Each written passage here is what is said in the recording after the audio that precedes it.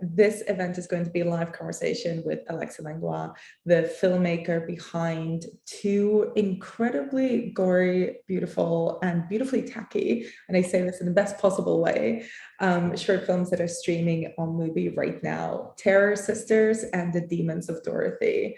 I've got a whole load of questions, so we've got about 30-40 minutes to chat to Alexis, so I'll be getting through as many of those as possible today. But I just wanted to start our chat, Alexis, with just asking you, when was the moment when you decided to become a filmmaker? Was there ever a kind of light bulb moment for you? Hi everyone. Sorry, I first of all, I'm really sorry because my English is not very well. So yeah, sorry, I will do my best. And yes, for answer to the question, I think it when I was child with my sister, we still play in my movie. She played Dorothy in Dorothy, and she played the villain, one of the villain in Terror Sisters. And I think we just have fun with camera. We had a little camera, and at this moment we shot every week, every summer, and after I met other people, my friend Carlota Coco, which I wrote Dorothy with her, and she played in my movie too. Yes, it was like we make film with a friend, and during years after met other people like Nana Benamer, like Raya Martini, like Dustin. It was absolutely the same every year, every summer. And I don't realize for me, the first moment when we made movie for fun and made movie for like, oh, now I'm a director. It was not like a point. It was really like the continuity to something we do between friends. And do you like working with the same people over and over again in your work? Do you find that like that's the best way for you to work, or do you like finding new people specifically for each project? No, I think I really love to work like that, because for me, I think all my movies is about how live in the world when you're like a queer person. And I think when you make film like I do, it's like you create your own community, and your work is yes, it's all about us, our friendship, and how we can live in a difficult world. And I think yes, it's like a bubble.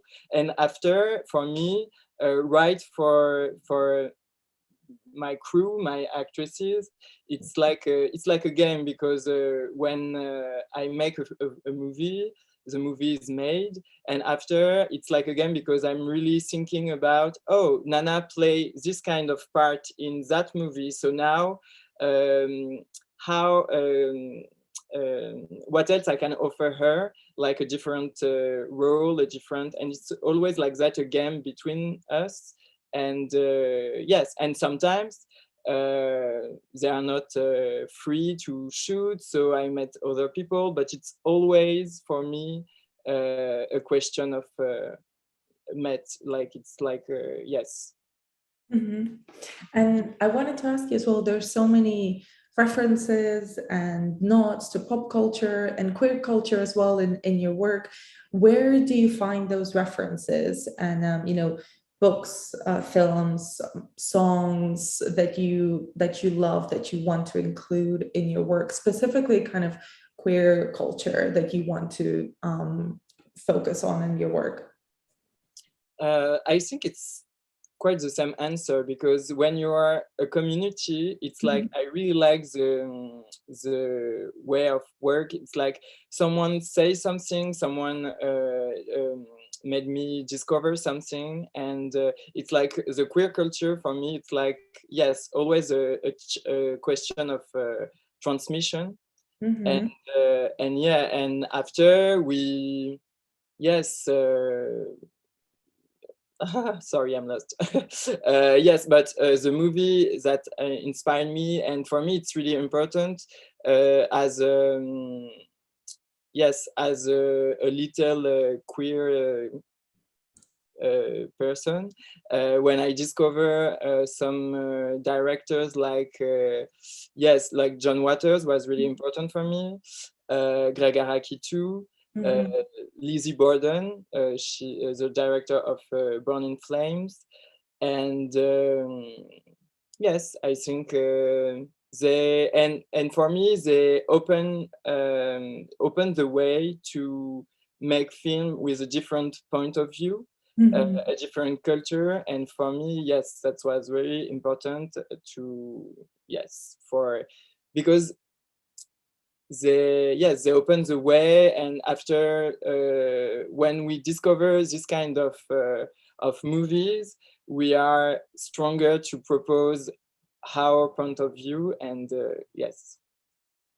And let's go to your movies. How do you start a new project? Kind of what does the beginning of a new movie look like for you? Yes, I think it's different for every movie.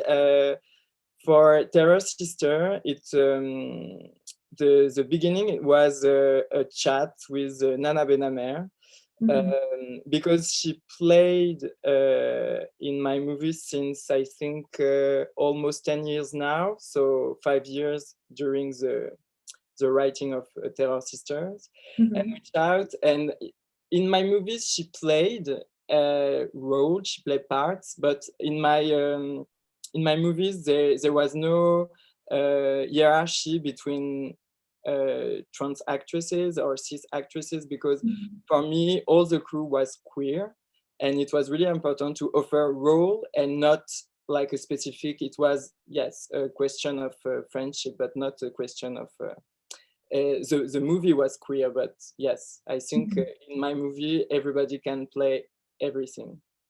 But after this chat, she was really angry about yes the transphobia she live every day, and we chat, and I really wanted to show that to the world, what they live every day.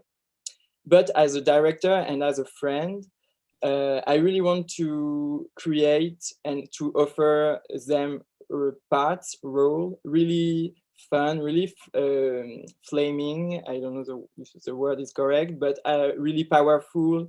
Because in French, either trans people don't have roles, or if they have roles, it's like in really miserable roles, like they suffer, it's really, and I really don't want, I really didn't want to do this kind of movie. So as a friend, I really want to, yes, I wrote them character, really, yes, like crazy, fun, really. We're back online. Sorry for everyone who was watching that and listening. We had an unexpected, I'm gonna call it was a poltergeist, and we both kicked off the call in the middle of you talking about the way that you collaborate with your filmmaking crew and making your films. And I'm so sorry you got interrupted by this very rude poltergeist mid something very interesting. But we're gonna pick straight back up, Alexi, where you were working and talking about how you work with your team, and especially the sensitivity of working with trans performers and your crew. Yeah, and yeah, sorry. And yeah, and I just said yeah, for Terror Sister, yes, it's like with my friend who work with me during a few years. It's like, yes, for me writing Terror Sister with them, it's like yes, a gift to offer them role they didn't have in cinema, in French cinema. and yeah, and for me it's really important to speak about our fears, our lives, with yes, it's sometimes violent, sometimes yeah, but yes, for me it's important to speak about that because it's a part of our lives. But I think it's really important for me, and it's my way of thinking my film and my films. It's important to speak about that, but it's also important to make movie like fun, and that's why I'm work with comedy. I work comedy because for me, when you for the audience, for the queer audience, it's really important to feel like a powerful mind and a powerful way of thinking, and how we made with the violence and with the. So yes, for me it's really important. And when the audience, sorry, I work my English, so I have few sentences I prepare. Yes, it's like to transmit joy and drive for life, and it's really important for me. And so that's for Terror Sister. And after, for Dorothy, the really beginning, it's like it was to describe how it was difficult to make Terror Sisters, because all the cinema, the people who give us money was really transphobic. Really, everything there. Really? Yeah, everything there is in Dorothy. Everything there, they don't understand why we have to make movies like that, why we speak about violence, because they don't understand the violence we can live as a queer person, or as a trans person too. So they feel attack, but they don't understand they attack us all the time. So they are really, they were really yes, really sometimes aggressive, sometimes for me it doesn't important to tell this story. And yeah, so Dorothy speak about that, the family of cinema family in France. And yes, and Dorothy speak about all my fears as a queer person who tried to make film, as a queer person who I'm not from a really wealthy family. I'm not from a really cinephile family. So it's like really difficult. It's like everybody don't want you to do what you do. So Dorothy, it's really about like the really inside fear and inside feeling when you, yes, sorry for my really bad English, but I think No, your English is great. Actually, there's a message and a question from a student filmmaker that was sent in, and I wish I could name their name, but I don't have it in front of me. But I'm just gonna read it the way that they wrote it. I would like to thank you for choosing to include the lives of LGBTQ plus individuals in your films, and for your contribution to the visibility of LGBTQ individuals. We all know very well that transgender people are exposed to the difficulties they experience in their daily lives, and that they are exposed to discriminatory and marginalizing violence.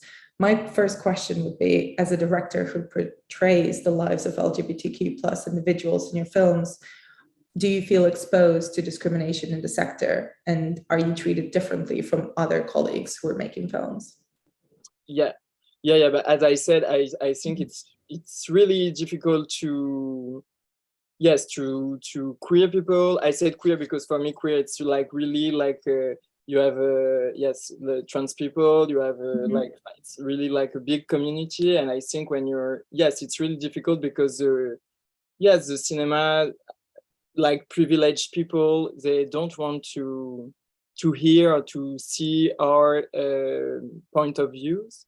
So yes, it's really difficult, and I think it's difficult when you try to do cinema like that. That's I mean, like in a funny way, because if you tell story like, oh, we are really sad, it's really difficult world, it's really they really love that, because they think, oh yeah, queer people are really sad, and yes, it's like, I don't know why, but for them it's nice to see this kind of movie. But when they see anger, when they see rage, when they see activism, they really don't like. So that's why it's really, for me, important to fight for money. Because we are, as a queer persons, we are often really poor. We don't have the, and for me, we in my career, I did a lot of movies without money, without production staff, production producer, and during, yes, almost 10 years, I think the family cinema, or the, I don't know how to say, but try to marginalize our, yes, oh, you can do your film, but without money, like, yeah, yes, it's really great, but do that on your little hall. Yes, it's great. But now I'm really like, I really have the rage and the anger, because I want, because we are all poor in my crew, in my list, my friend and I, and yes, I think we have to be paid for our work, because we work for 10 years with our own economy. I have so much bullshit jobs, and I put my own money, really little money, but my own money in my movies, and it was a lot of sacrifices. And I think now, yes, we have a lot of things to say, and I think they can, yes, they can hear that, because we are full of their stories, their straight stories, their so they can watch and they can hear a little bit of queer cinema, and I think it will be great for them.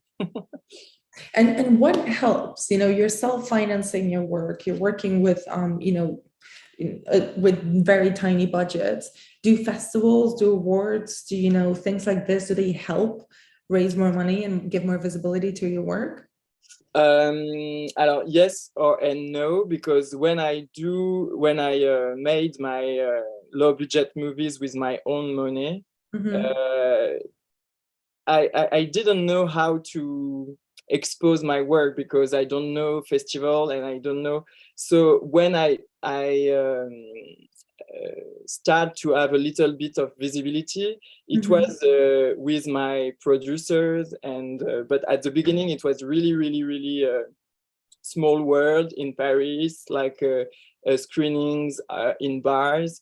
And so no, it was not really our few like queer festivals, but even when I won some prizes, but it was always without money, so a prize can help another movie. So it was really, yes.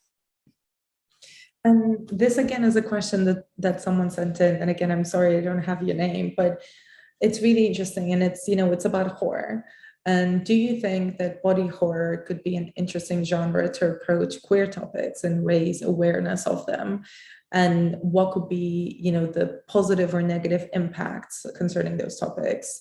I asked, taking in mind recent movie releases like Titan or David Cronenberg's Crime of the Future, both featuring body horror and allowing us to reflect on identity and control. And horror plays a big part in your work as well. Yeah. Yeah, I don't know how to answer to that question. It's really interesting, but in my point of view, yes, there is a lot of horror in Dorothy, but I think it's like fairy tale horror. Mhm. And for me, the demon, and it's not about the body. It's most about fears.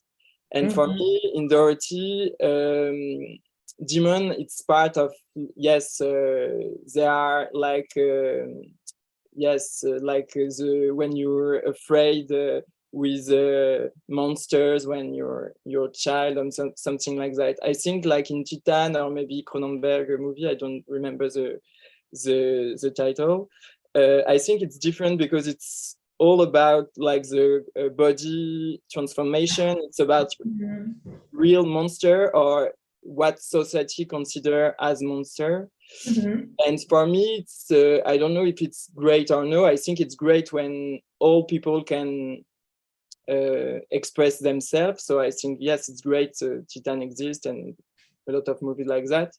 But I'm thinking too, what I'm trying to do in my movies, it's like there is no monster. There is a lot of people, a lot of bodies, a lot of. But for me, it's really like a fantasy, and it's like everybody is really beautiful. And I think this kind of movie, maybe for me, it's like explore the dark side. And for me it's not like dark, it's like you can have really big boobs, you can have really big, and I think for me everything is beautiful. And for me it's more like camp. It's more like if everybody said something is disgusting, ugly, not great, I think I'm trying to put that on my movie and say, no, it's absolutely beautiful. So for me, I don't, as a audience, part of audience, I like this kind of movie. But for me, in my work, I really think it's not really the same, because I think, yes, it's like, I think it's more body positive kind of cinema, I think. Yeah. Mhm. And really fun. You mentioned before that you like your films to be fun and joyful and have kind of energy. And I think so much of that comes through in the editing as well. Yeah. And you edit or co-edit your work too. And I was wondering if you could talk about kind of what inspired you to edit in this very dynamic and really, really fun style. Yeah, it's really yes, really an interesting question for me, because when people watch my movies, they always said, "Oh, it's really fast," and for me, it's like, "Oh no," for me, it's really calm and really. And I think it's my energy. I think Uh-huh. when I'm with my friend and during on the set, I'm really like full of energy. I'm so happy to make movies with my friend, and yes, for me it's really like, yes, an explosion. Mhm. And I think when I work on editing, I have a lot of things in my mind, and I think the I have a lot of cartoons. It's for me, I'm working on gags like yes, Tex Avery, or yes, the Lawn Runner. No, I don't know. Beep beep. Merde. Oh, yeah, I know the one you mean. I know the one you mean. The beep beep. Yeah, Oh, beep you beep. said beep beep. And yes, I think it's a really big inspiration for me. It's yes, cartoons, and I really Mhm. like directors who put in them movies like cartoons elements. And I really like Sam Raimi, notamment Evil Dead, because it's horror, but it's really comedy, and it's really childhood. I don't know the word, but it's like, yes, it's like really like we play a game like a child. Oh, we can put something on our face, Mhm. our face, and we played the witch. We played the, and I think in my cinema there is something like that. It's always childhoodish. I don't know that. I don't know if it's correct, but I think you Yeah. understand. And yes, it's like that. Say we always play, and it's like we dream life. And yes, I think for me it's I spotted the Army of Darkness poster behind you. So yeah. I'm glad.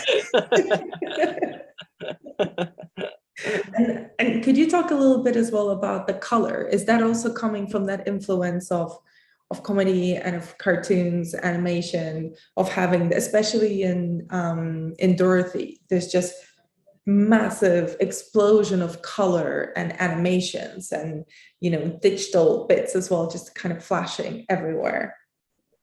Yeah, but for me, it's like the two faces of the same coin. I don't know if it's Yeah. At the beginning of my, yes, when I made my movie without money, I really love the flaming creature, like the glitters, everything. And for me, it's like it was really it's really my taste. But after I made movies, and everybody, like straight people or boring people, said, "Oh, it's really too much. No, you can't do that. You can't do that. You have to be more minimalist and something like that." And I said to myself, "Why? What?" So now I think it's like the word glittercore or something like that. I'm really think about, like, it's not minimalist, it's maximalist. And I think it's like work with all the, it's like, yes, you built yourself with a lot of artifice. Yeah, perfect. And yes, and for me it's like my taste. And now it's really like glittercore. It's like political. You think it's too much, but I say to you, no, it's not. And it will be pinker and glitter. And yes, and for me, yes, it's like a little fuck to the people who think it's too much. Yes. Not enough, if anything. And, you know, do you have a kind of a dream project, or is there something that, you know, in the films that we can see in MUBI right now, is there something that you're particularly proud of, like a scene or you know, a shot that was challenging and you managed to get it done, and you'd really like people to pay attention to it because it has extra meaning? I think there is maybe three. I can just for me, there is the last shot of Terror Sisters. When the four friends leave the bar and they are in the street. And for me, it's like really a citation of The Craft, the witchcraft movie, yeah. And it's really like they told each other stories during all the movies. And for me, this shot meaning it's like when we are together telling each other stories, we can be stronger and we can be in the street and like be fierce. And for me, this shot meaning it's really that. So I really love this shot because for me, I think it's like a really powerful shot with these four amazing girls, and I really like that. And I think they have a lot of fun in the street when we shot it. Yeah, those or one, voila. And after, I think in Dorothy, it was more like dream shot, or like something I really wanted to do for a long time as a child or something like that. It's always like a playground. And it's when Xena Lodan she's in a closet, and we really made a little closet, little clothes, and it was really fun to shoot because yes, we really had like 5 years old. Everybody was so happy to shoot, like, well, it's like really like a dollhouse or something like that. And yes, there is something really strange on the set. Everybody was children. We are all children during the set, so it was so yes, it was nothing, but it was really like a little closet and little clothes, and it was really, yes. And I think yes, that's all. And I'm really conscious of time, and kind of to end the conversation, I wanted to ask you, you know, you've made I've counted 8 films since 2012. There might be more that I haven't seen, but what have you learned through making all these films that you wish you'd known from the start when you started to make films? I learned, I think the most important thing is for me, doing things with people we love, it's the most important thing, because when I'm prepare my first feature, and when you work with guys with money, etc., you have to find the lead cast with bankable or A-list people, and I really don't want to work with that, and to work with that or to work like that.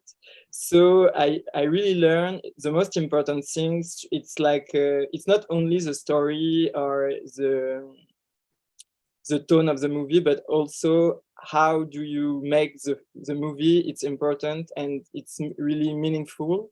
So for me, work with my crew, and my crew is in front of the camera, but also behind, because it's all the crew are queer, almost 99%. And I think this is the most important thing. And yes, and after maybe the second thing, it's really hard to fight straight people, but we have to yes be together as queer directors, and be here to support ourselves, and yes, that's the two things I think. To support each other's work. Yeah. I think that's a really lovely note to end on. And thank you so much, Alexi, for making your work and also for talking about it so honestly. And thank you to everyone who joined us this evening. Apologies again about the technical interruptions. The straight poltergeist tried to interrupt.